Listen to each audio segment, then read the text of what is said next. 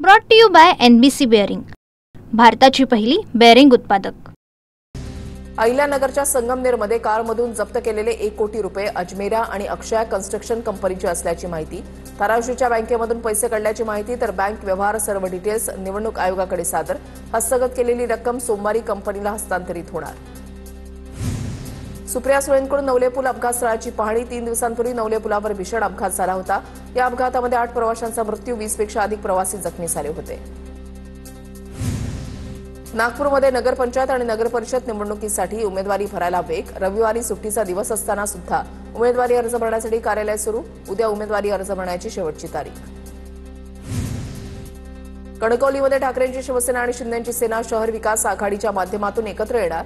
निलेश राणेंकडून कणकवलीमध्ये शहर विकास आघाडीसोबत जाण्याचे संकेत। कणकवलीमध्ये राणे विरुद्ध राणे लढतीचे संकेत।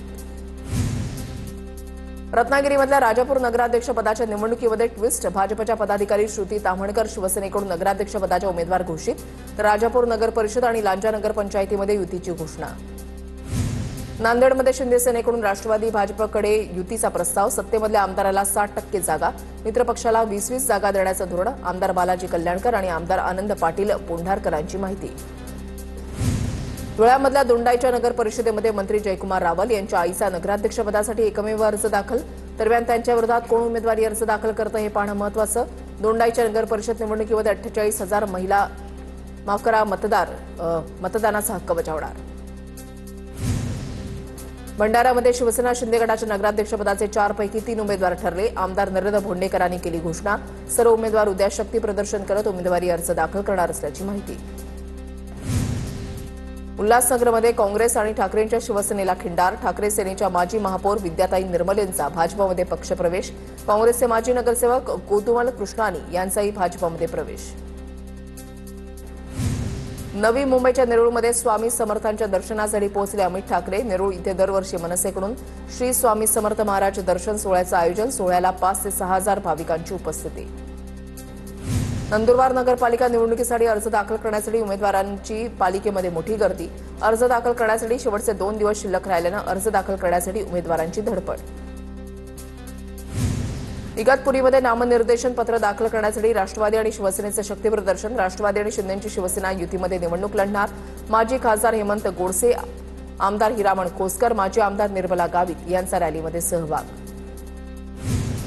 वर्धाच्या देवळीमध्ये भाजपकडून रॅली काढत उमेदवारी अर्ज दाखल। नगराध्यक्षपदासाठी भाजपकडून रामदास तडस यांच्या पत्नी शोभा तडस यांचा उमेदवारी अर्ज दाखल। खासदार शाहू महाराज यांनी किल्ले प्रतापगडाला भेट दिली। यावेळेला शाहू महाराजांच्या हस्ते गडावरील भवानी मातेच्या मंदिरामध्ये विधिवत पूजा। त्यांनी छत्रपती कल्पना राजे भोसलेंना फोन करत गडाबाबतची माहिती घेतली। वर्धाच्या पवनार इथल्या आचार्य विनोबा भावे यांच्या आश्रमामध्ये मित्रमिलन सोहळा। सोहळ्याला महात्मा गांधी आणि विनोबा भावेंचे विचारवंत गौतम बजाज यांच्यासह इतर मान्यवर उपस्थित। मान्यवरांकडून आश्रमातील विद्यार्थ्यांना विविध विषयावर मार्गदर्शन। जळगावच्या कांचननगरमधील नागरिकांचा मतदानावर बहिष्कार टाकण्याचा इशारा। परिसरात विकास न झाल्यास मतदानावर बहिष्कार टाकण्याचा इशारा। रस्त्याची दुरवस्था, गैरसोयी होत असल्यानं नागरिक संतप्त। कोल्हापूरच्या शिरोळ भाजपमधील अंतर्गत वाद चव्हाट्यावर। भाजप नेते सावकार मादनाईक आणि कुरुंदवाडचे माजी नगराध्यक्ष रामचंद्र डांगेंना कारणे दाखवा नोटीस। पक्षाचं धोरण ठरलेलं नसताना परस्पर आघाडीची घोषणा केल्याचा आरोप। जिल्हाध्यक्षांनी नोटीस पाठवून दिला निलंबनाचा इशारा। वर्ध्यामध्ये 20 ते 26 नोव्हेंबरपर्यंत सांस्कृतिक महोत्सवाचं आयोजन। विविध सामाजिक संघटनांकडून कार्यक्रमाचं आयोजन। Dancing, singing, modelling, drama, reel star अनेक स्पर्धा घेण्यात येणार। पुण्यामध्ये डॉ. नरेंद्र दाभोलकर लोकविद्यापीठ लोकार्पण सोहळा। यावेळेला डॉ. नरेंद्र दाभोलकर लिखित पुस्तकांचा पुस्तक प्रकाशन सोहळाही पार पडला। कार्यक्रमाला अभिनेत्री सोनाली कुलकर्णीसह सुहास कोळशीकर उपस्थित।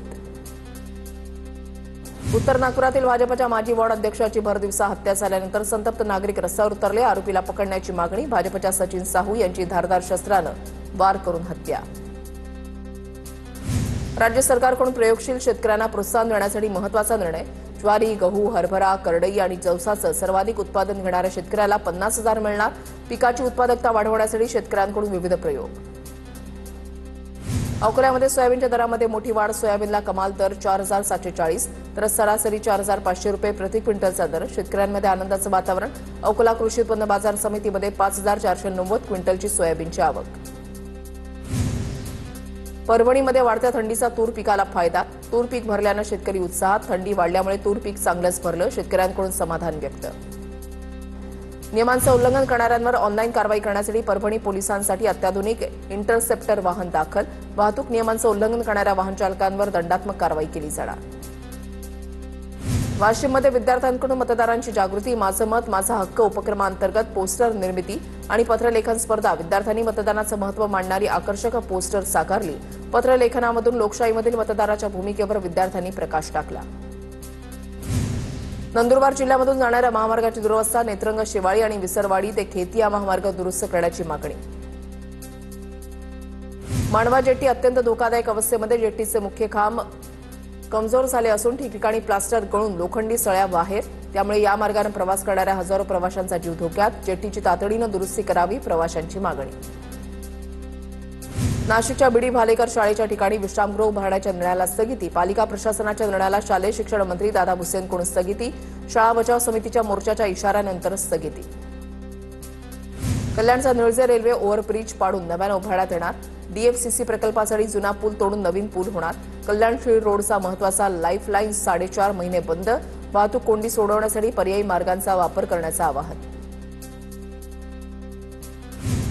Brought to you by NBC bearing, भारताची पहिली बेअरिंग उत्पादक.